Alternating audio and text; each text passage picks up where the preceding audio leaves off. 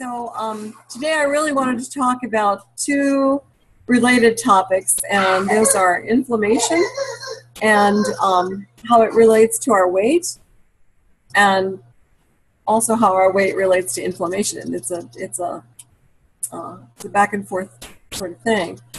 And next thing is how we are all trying to create a micro environment of health in our own lives and in our own homes, which is going to help us to stay on track and to be successful long term. So let me just go over inflammation. Anybody have any ideas of what inflammation actually is? Pain. Yes, it can be. We're familiar with things that cause redness and pain. Anybody else? Shauna? Or Sharon? Well, I could. I don't want to take the floor. I know. A quick synopsis or a quick version of what inflammation is. So when you think of the word inflammation, what does it conjure up for you?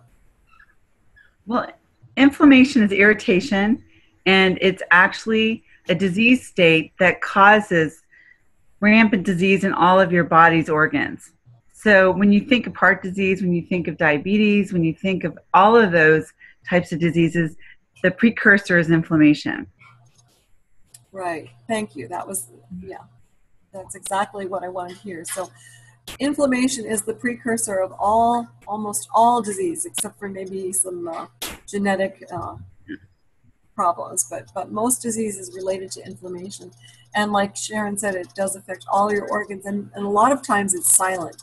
It's silent until we become symptomatic. And then sometimes the organ damage is irreversible at that point, or at least it's hard to recover. So the idea is that we want to prevent or reverse any inflammation that we have in our bodies. And there are, the mechanism of inflammation is very complex, and you could read books about it. But there are some really simple things that we can do to control it in our lives, and those are with our diet, with environment, controlling the toxic elements around us as much as possible, pesticides, cleaning supplies that might be toxic, the building materials that our houses and our carpets are made of. All those things can affect our inflammatory system. And really, when our body gets inflamed, it's because our immune system is kind of on hyper alert, and it becomes hyperactive, really. And so we want to kind of douse the flame a little bit, quiet it down. Our immune system goes alert when something's attacking us, right? But when it's on constant alert, that's when we have the damage from inflammation. So one of the things, if we are talking about an anti-inflammatory diet, how many of you own the book Dr. A's Habits of Health? How many people know about this book? Mm-hmm. Yeah. Anybody here? Okay. I would highly recommend this book if you don't have it. It's a wonderful book. And in chapter 19, it's an entire chapter dedicated to inflammation and how to avoid it and deal with it. And basically, in the dietary area, hello, Cindy, how are you? I see you. In the dietary area, we want to eat things that are, if you think of eating the rainbow, basically, fruits and vegetables that are dark colors, that have like dark cherries, dark leafy green vegetables. Those are our friends when we're trying to fight inflammation. Eating healthy fats and avoiding the unhealthy fats is really, really important too. Healthy fats are considered anything with omega-3s, flaxseed, walnuts, pecans. Those kinds of nuts are really, really healthy. Almonds. And we want to avoid things, olive oil is wonderful. We want to avoid things that are monounsaturated fats or hydrogenated fats, things that are trans fats. Those increase our level of inflammation. So we want to avoid fried foods because those are very detrimental. And we want to drink lots of water. We want to have lean proteins, not avoid the fatty stuff. All those things are going to help you not only lose weight, but as you're losing weight, you're going to reduce your level of inflammation. And one of the things that we've learned about carrying extra weight around, especially around our midsection, is that fat, that belly fat especially, acts like an organ that produces inflammatory chemicals that go out and attack our body systems, our cardiovascular system, our kidneys, our liver and pancreas. Fatty liver disease, non-alcoholic fatty liver disease is rampant these days. It used to be, something that only people with an alcoholic problem got, and nowadays it's caused by eating the wrong kinds of foods and being overweight. So we can change all that by our diet. Some of the environmental things we've mentioned are just to eliminate any toxic materials that you're using. So Kim, my daughter Kim, has some really good suggestions in that regard. She does. I'm gonna put her on. I've been just changing some of my cleaning supplies to just help, I guess, get the chemicals out of our house in general. We have, I guess none are in reach right now, but I originally did it just because they're baby safe, because these guys in the background end up eating off the floor and licking the table and, doing all sorts of crazy things. So we had switched to some non-toxic, I guess a lot of them are plant-based cleaners that we actually like now a lot, and we utilize for almost all of our cleaning now that I do. My cleaning lady might use other things, but when I clean, I use the non-toxic items. Have you noticed any difference in allergies or anything like that in your family? As we hear coughing, exactly. No. No. Not yet. Like we really don't have many allergies that we know of, so no. All right. And also, stress is something that can affect our inflammatory level as well. And so we also want to be mindful of the amount of stress in our life, and also the sources of that stress. Okay, because a certain amount of stress can be good for us, and it kind of makes us. I need a little bit of stress in my life to make me more productive. If I don't have any stress in my life, I can get very lazy, very complacent, like, oh well, whatever, But if I have a little bit, it kind of makes me motivated to get something done, and actually get my time pressure sometimes gets me motivated. So that's not a bad thing. But when stress becomes so overblown that we lose sleep, that we're not eating properly, that we're eating to quell the stress, that's when stress becomes a harmful thing in our lives. So anybody have any good solutions to their stress level, or how anybody has a lot of stress that they're trying to deal with and found some good ways to make it better or keep it at a reasonable level? What do you do for your stress? Who has no stress? I can't see some of you, so I don't know if you're raising your hands or not. But shout out if you have no stress. Anybody? Nobody has no stress. Okay. So how do you all deal with your stress? I'm looking for good ideas, suggestions, things that help you, that might help us. Probably exercise. Okay. That's probably the easiest thing to burn off some of my stress. Yeah, that's a good solution. Exercise is the great stress reliever. Anybody else? I think sometimes we're so busy in life and there's so many stimulus everywhere that sometimes just pausing and taking deep breaths and learning how to be quiet, I think is helpful. I think sleep is a very important mechanism to restore the brain's ability to handle everything that's going on too. But those are probably two things that are also easily adaptable. Just to remember to breathe. Oh, isn't that wonderful? I mean, it's such a simple thing, it doesn't have to be complicated. We have so many simple things that we can do to help ourselves get healthier, better. I mean, sleep, exercise, breathing, right? Water. I mean, these are so basic. And yet we get we get so we get so forgetful of these simple things that we can utilize to make ourselves healthy and well. So when you talk about breathing, Sharon, what do you have a special technique that you like to use? Well, there are some resources out there, but a lot of times I think because we're so busy during the day, we don't even think about consciously taking deep breaths that go all the way down to the base of your lungs and really taking it deep in, counting to maybe how long you can count to, but maybe like 10, and then exhale for a long time. Because I think a lot of times when we're busy throughout the day, it's more shallow breathing. And it's just amazing how just being conscious of the depth of your breaths can kind of just slowly release some of the stress in your body. What happens too when you're focusing on your breath and your breathing technique? Your mind is not focused on your problem at that moment. You've refocused your attention.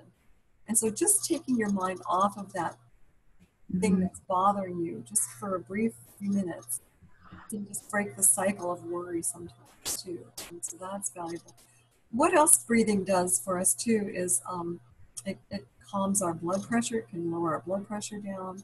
I use that when I go to the doctor. I'm usually running late if I go to the doctor. They take my blood pressure right away. And I get on the scale and I'm all stressed out about that. Take my blood pressure. And it's always higher at the doctor, like I have that white coat syndrome. Yeah. But I always then I say, look, just give me a few minutes and I'll just breathe a little bit and then come back and take it a few minutes later.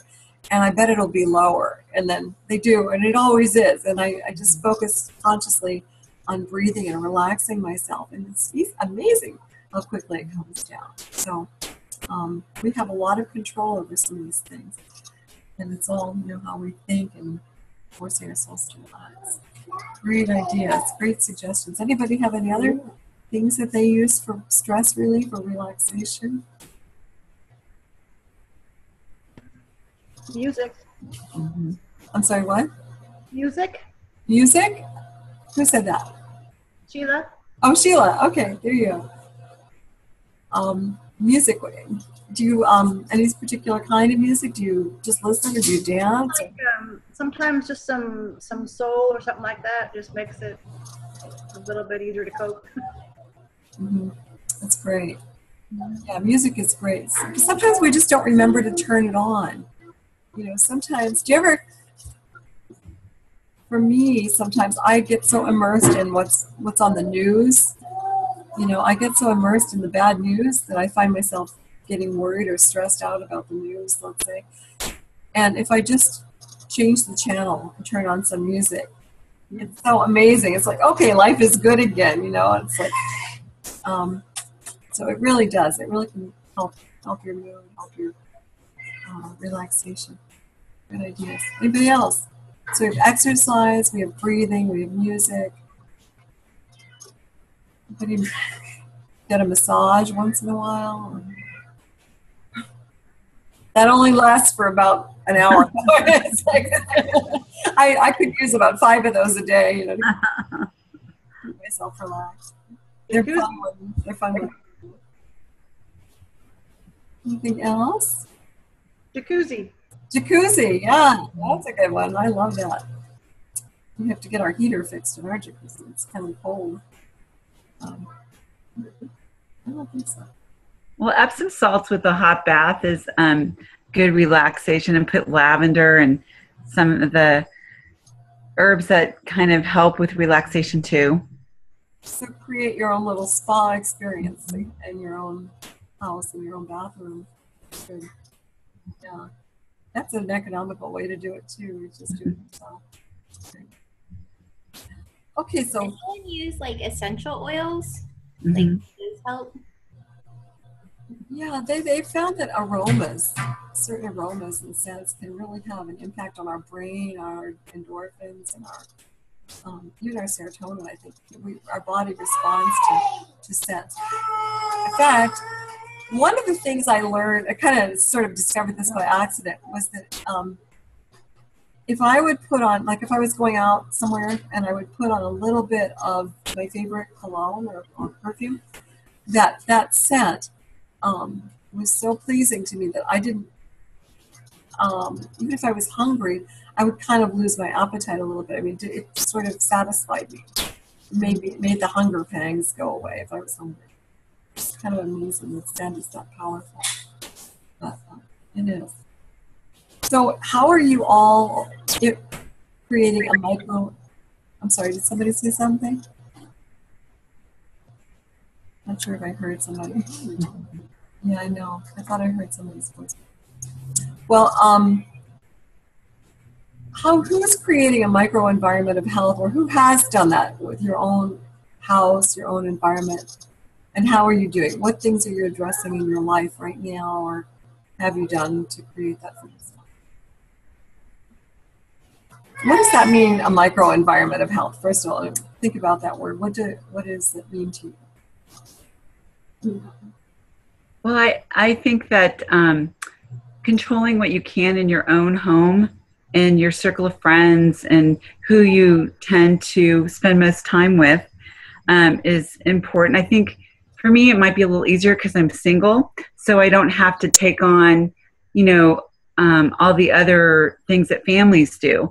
But keeping my home stocked with the right kind of foods, making sure that when I choose to hang out with all the friends that I have, that I really have an environment that's supportive. And I've lived that way for a long time. So for me, it's not so hard of a transition because I feel like I've had it for a while. But I think the little steps, whatever those steps are for you that make it work, I think it's a little different for everyone. But I know for me, having no temptations in the house, controlling what is at my fingertips for food has really been very helpful. Yes, I agree. That's really important. I used to keep chocolate chips in my pantry just in case I had to bake something. And I would find myself, even though I kind of buried them in the back of the pantry, I knew where they were, they were still calling my name. And every time I'd go past the pantry, I would just kind of reach in, open the door, reach in, and kind of pull out just a few, and a few, and a few. And, pretty soon the bag is gone, and then I go to bake something, and oops, where did the chocolate chips go? Well, they're all on my hips. And, so I had to go get new ones, of course. Well, I don't keep them there anymore because I hardly ever bake. And if I really did have to make something, I would just make a trip to the store to get what I needed and not keep them in the house anymore because I can't resist them when they're there. They just call my name. So that was my little aha moment about getting those things out of my house. Anybody else? What are you planning to do if you haven't done something like this before to create a micro environment of health for yourself?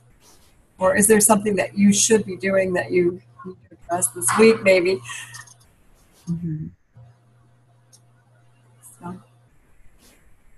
I mean, I think like Sharon said, most of the things, you've already surrounded yourself with healthy things just in general. I mean, with 2 kids, I try to make sure it's mostly healthy food in our house, even though it's almost impossible. There's always that, I need a popsicle or something like that. There's always junk food somewhere. But I think for the most part, we, try to surround ourselves with healthier people.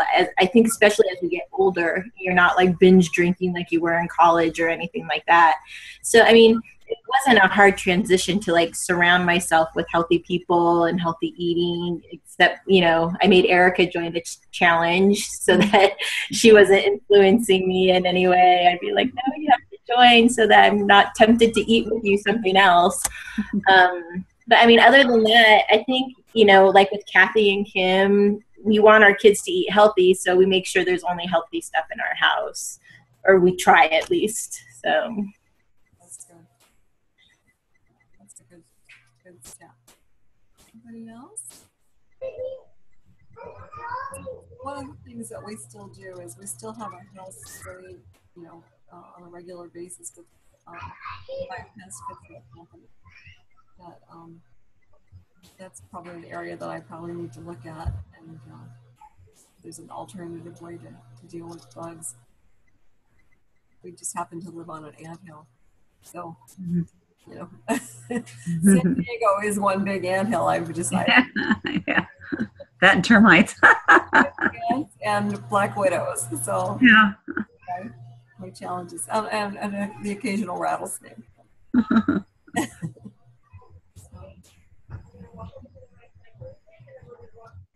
Anybody else? Okay, so what's working for you guys now? So tell me what's going well for you on the challenge, what's going well in general with your health journey, and what are you still struggling with? How about Sheila? I have a teenager, and he's got a stock in the pantry full of all kinds of stuff that I can't have, and it's it's horrible. So, Do you find yourself looking at it a lot, or you're coming? some of it, yeah. But I got a juicer, and so that's helping a little bit, so I can get my vegetables and stuff in, because I really don't like vegetables. But if I can put them into a juice, it's a lot better to take for me. So I'm trying to do healthier. That's good. So. Any suggestions for a lot of us deal with, if we have other people living in our house who are not eating the same way that we are, and we have to look at their food as well as our food. So one of the ideas is just to kind of segregate their food or segregate our stuff from their stuff, so that when we go for our stuff, we don't have to see their stuff. Is there a way to do that for yourself? No, I've just got one pantry closet pretty much, so everything's there. Yeah. I don't really want food in his room. Yeah. Or maybe move yours to another, like put yours in a box somewhere else and just stay away from the pantry. So Yeah. come up with some creative ideas. Yeah. So what's your biggest win so far? What's the biggest victory that you've had so far? I can't hear you. What's the biggest victory that you've had so far on the challenge, or at least, getting healthier? I'm still kind of going up and down. I had good days and bad days, but I do find myself drinking more water, and that's good. Okay. I try, and I have a Fitbit, so I keep track. I try and move more, and if it gets close to the end of the night, I'll run around the kitchen for a while to get some steps in there. But Okay, just little victories, that's good, because that's what adds up to the big ones. So Yeah. keep going. And even if I don't come out winning on this challenge, at least I'm healthier than I was when I started. So Yeah. Well, everybody who meets their weight goal and also gets their points will win. So, I published the new thing that's coming up this week, starting actually at 12:01 a.m. tonight. So tonight going into tomorrow. So between Monday morning, 12:01 Monday morning, and 11:59 p.m. Friday night, we're going to take a screen snapshot of the challenge, our team wall, and everybody's points are going to be there. And then we'll take that other screen snapshot at the end of the week, and then people that have earned the maximum points, all their points for the week, will get a $25 gift card. So there's a little incentive for you. So that'll be fun to, so everybody can do that. yeah. Regardless of whether you hit the weight challenge or whatever. Just get those points this week and you'll win something. Okay. All right. How about Sharon? What's the biggest Well, thing for you? probably the focus on things that I already know, but sometimes because you know them doesn't mean that you do them all the time. I think drinking a lot of water for me is a huge success. I gave up diet sodas about 2.5 years ago, and it was really hard because that was the one thing that I don't know. It's more mental than anything, but I love Diet Coke. And I knew it was terrible for me, and I tried to give it up before, and it was the carbonation. So what I've done, just as maybe a helpful hint, is the sparkling waters that are there now, and putting in maybe a little lemon or lime, it helps with the carbonation to feel like you're getting more than just plain water. And that for me helps me drink my water and get the amount that I need. That's a great suggestion. Yeah. I could never give up diet soda. It was so hard. I totally understand. And, you know, it tastes so good. But I tell you what, it's the funny thing I can really honestly say, your taste buds do change. And the more that you get rid of the things that aren't good for you, when you taste them again, it's funny, it doesn't taste as good when you've given them up for quite a while. But I really do understand, because that was my major vice. I can limit it down to like one for lunch and one for dinner, but I gotta have them for the meals, I guess. I don't know. My only other option would be like iced tea or something, but. Have you ever tried sparkling water? Yeah, it's okay. It's okay, Ina. Yeah. Not the same. Yeah.